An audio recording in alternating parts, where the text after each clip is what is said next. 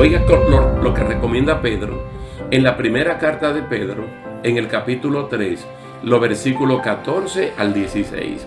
Y esto tiene vigencia al día de hoy. Más también, si alguna cosa padecéis por causa de la justicia, bienaventurados sois. Por tanto, no os amedrentéis por temor de ellos, ni os conturbéis, sino santificad a Dios el Señor en vuestros corazones.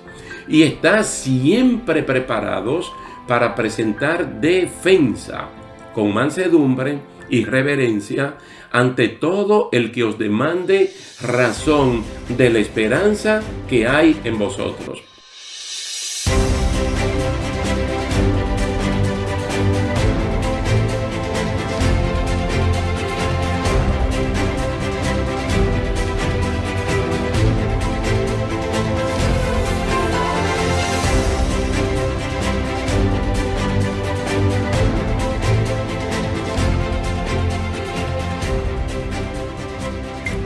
Dios le bendiga, mis estimados hermanos, que la paz del Señor sea con cada uno de ustedes.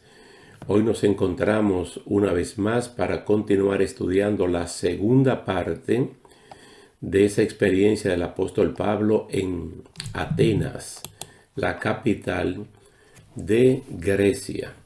Vamos a ver en el día de hoy la porción que está en Hechos, capítulo 17, los versículos 22 al 34. Hechos 17, 22 al 34. Entonces Pablo, puesto en pie en medio del Areópago, dijo: varones atenienses, en todo observo que sois muy religiosos, porque pasando y mirando vuestros santuarios, hallé también un altar en el cual estaba esta inscripción: al Dios no conocido. Al que ustedes adoran, pues, sin conocerle, es a quien yo les anuncio. El Dios que hizo el mundo y todas las cosas que en él hay, siendo Señor del cielo y de la tierra, no habita en templos hechos por manos humanas, ni es honrado por manos de hombre como si necesitase de algo. Pues él es quien da a todos vida y aliento y todas las cosas. Y de una sangre ha hecho todo el linaje de los hombres, para que habiten sobre toda la faz de la tierra.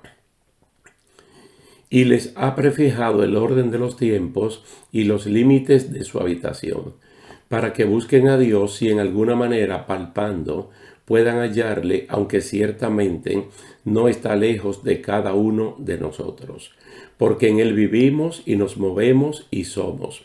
Como algunos de sus propios poetas también han dicho, somos linaje suyo.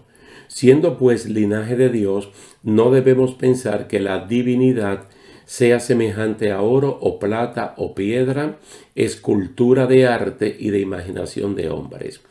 Pero Dios, habiendo pasado por alto los tiempos de esta ignorancia, ahora manda a todos los hombres en todo lugar que se arrepientan, por cuanto ha establecido un día en el cual juzgará al mundo con justicia, por aquel varón a quien designó, dando fe a todos con haberle levantado de los muertos.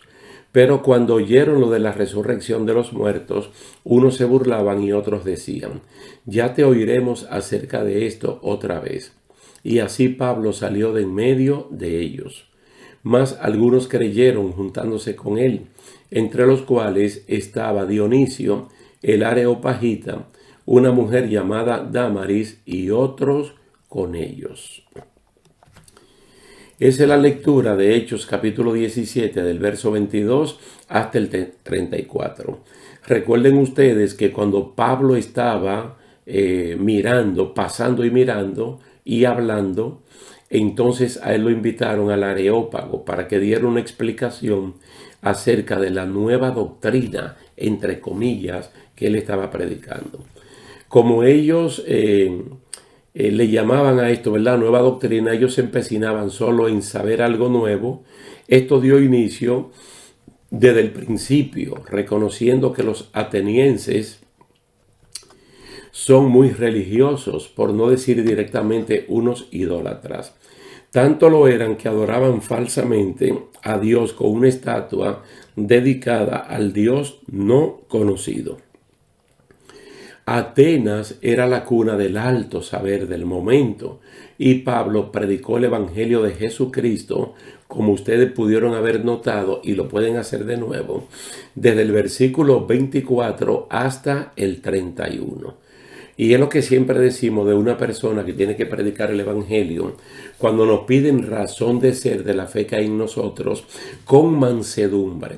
No importa el nivel académico o de conocimiento que tenga el siervo de Dios, como en este caso el apóstol Pablo, siempre con mucha mansedumbre, porque la intención del creyente es que el oyente inconverso oiga y entienda para que pueda tomar la mejor de la decisión de su vida.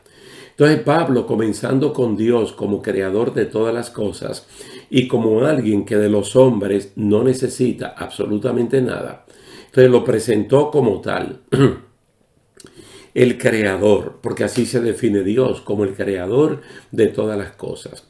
También recalcó que Dios hizo la raza humana de una sola sangre, por lo que todos somos descendientes de su creación inalterada, y al mismo tiempo atacó las ideas filosóficas de ellos. Mire, en este punto del altar, que tenía una inscripción que decía al Dios no conocido, esto nos recuerda otro episodio del Antiguo Testamento en otro imperio, el imperio egipcio, que para ese momento dominaba en arte, cultura y matemáticas al mundo conocido. El faraón del momento, que se autoproclamaba como un dios entre muchos dioses que había en Egipto, confesó desconocer quién era Jehová, el verdadero y único Dios creador de todas las cosas. Si uno puede leer en Éxodo capítulo 5, los versículos 1 y 2, uno se va a dar cuenta de una vez que esta escena de Atenas como que se repitió en la vida de este hombre. Dice así, Éxodo 5, versículos 1 y 2. Después Moisés y Aarón entraron a la presencia de Faraón y le dijeron: Jehová, el Dios de Israel, dice así: deja ir a mi pueblo a celebrarme fiesta en el desierto. Y Faraón respondió: ¿quién es Jehová para que yo oiga su voz y deje ir a Israel? Él hace una pregunta y en el mismo versículo 2 él la contesta: yo no conozco a Jehová, ni tampoco dejaré ir a Israel. Jehová era el Dios no conocido para este Faraón, un hombre que está viviendo en un imperio donde ellos tienen conocimientos altísimos. No olviden ustedes que cuando Esteban está resumiendo la historia del pueblo de Israel en Hechos capítulo 7, él habla de que Moisés fue educado no solamente en idiomas, pero también en ciencia egipcia.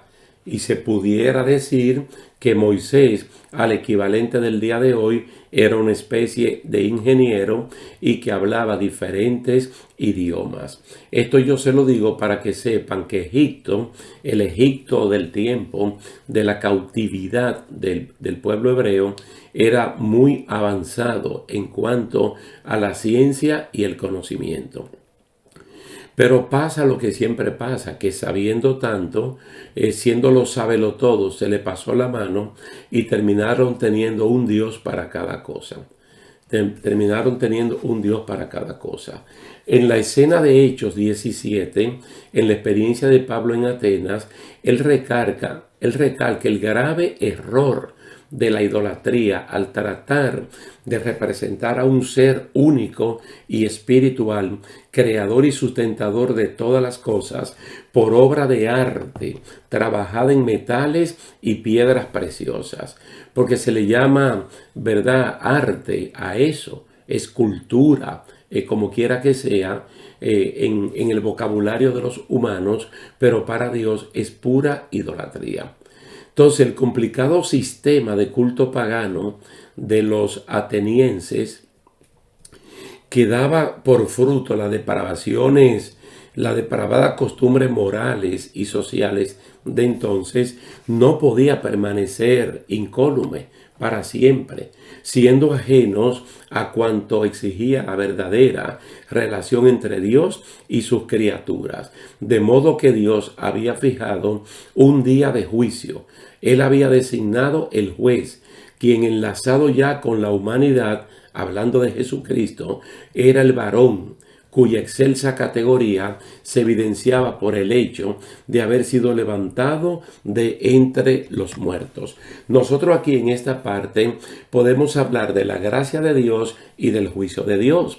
Porque muy bien está diciendo Pablo aquí a estas personas que Dios estaba como en una especie de pasar por alto.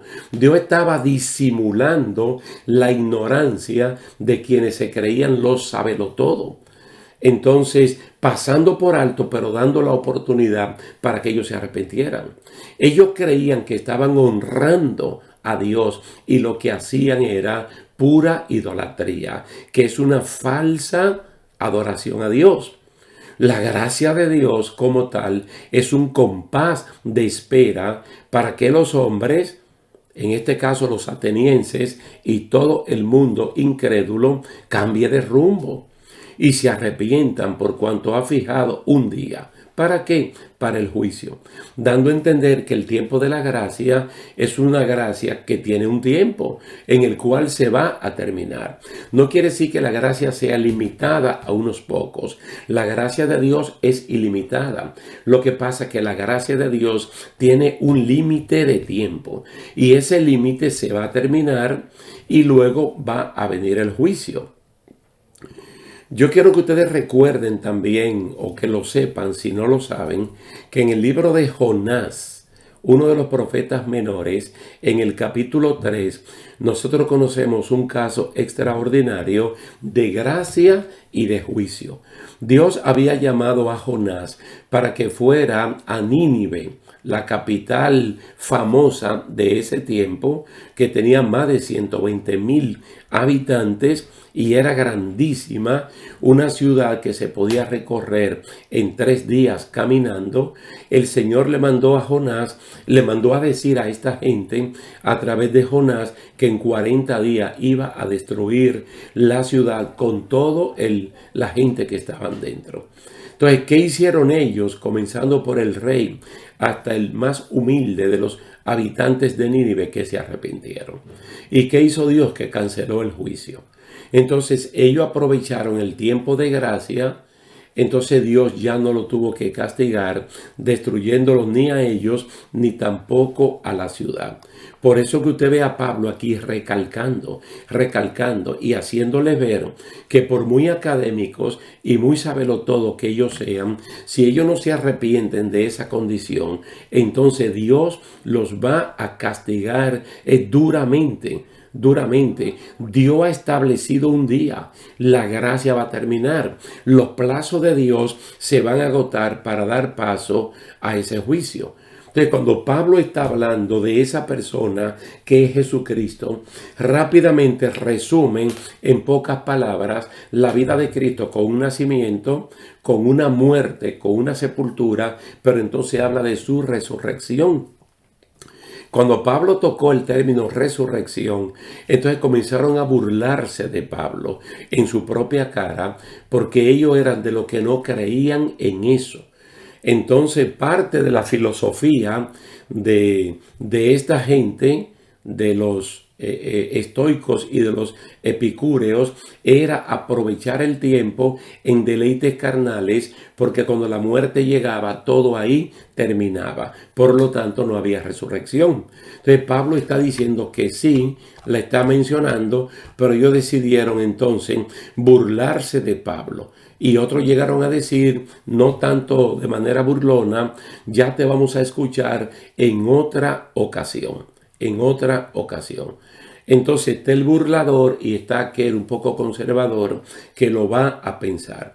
Una vez más, nosotros tenemos que recordar la escena de Lucas capítulo 9, cuando el Señor envió a los 70 para que vayan de dos en dos a predicar a las aldeas que Cristo ya tenía agendada para visitarlas posteriormente.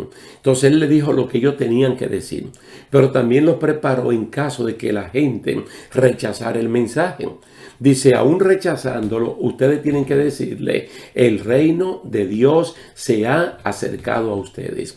Porque hay personas que en el momento rechazan al mensajero, pero luego se ponen a pensar en el mensaje que le trajeron. Y el mensajero se fue burlado o rechazado, pero el mensaje, cual semilla, quedó sembrado. Entonces la persona puede reaccionar de manera positiva. Entonces Pablo ya tiene este entrenamiento. Pablo sabe que lo que él tenía que predicar desde el verso 24 hasta el 31 ya lo predicó. La palabra quedó allí sembrada. No obstante, a diferencia de lo que pasó en Filipos o lo que pasó en Tesalónica o en Berea, aquí no hay una cosecha grande. Por eso incluso aquí se menciona que algunos creyeron. No está hablando de muchos, está hablando algunas personas creyeron. Quiere decir que de las personas que estaban allí en el Areópago, que era, ¿verdad?, el lugar del alto saber de los epicúreos y de los estoicos, entonces algunos creyeron lo que el apóstol Pablo estuvo predicando acerca del Evangelio de Jesucristo. Y dice que se juntaron con él. Recuerden que Pablo está solo, esperando que su equipo misionero, que él tuvo que dejarlo en Berea, vengan para juntarse allí en Atenas.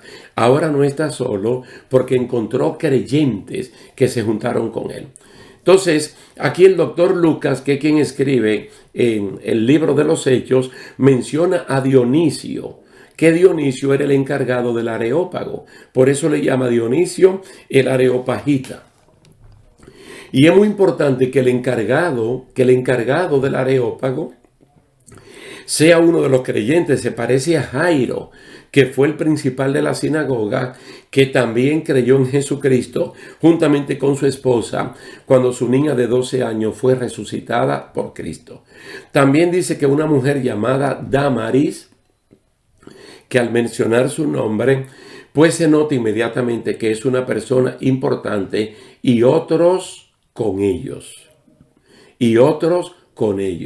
Qué bueno que esta persona lo hicieron y que entonces se pudieron juntar con Pablo, y esto fue de mucha bendición para él. Uno pudiera decir que en Atenas no tuvo tanto éxito como el que tuvo anteriormente, mas sin embargo, con estos que aquí se mencionan, pues de una vez te dice que la palabra del Señor siempre tiene éxito. Toda esta experiencia que hemos visto en 2 capítulos de Hechos 17 de la vida del apóstol Pablo le van a servir para su siguiente campo misionero, que es plantar la iglesia en Corinto. Entonces Pablo va a ir con una actitud mucho más definida, mucho más clara acerca de predicar a Jesucristo, pero a este crucificado.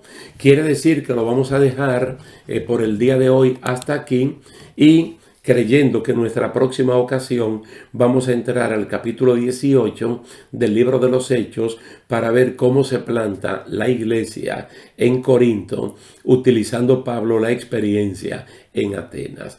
Así que muchísimas gracias por estar aquí con nosotros, por el tiempo dispensado, y gracias le damos a Dios que nos da la oportunidad de poder tener estos estudios bíblicos.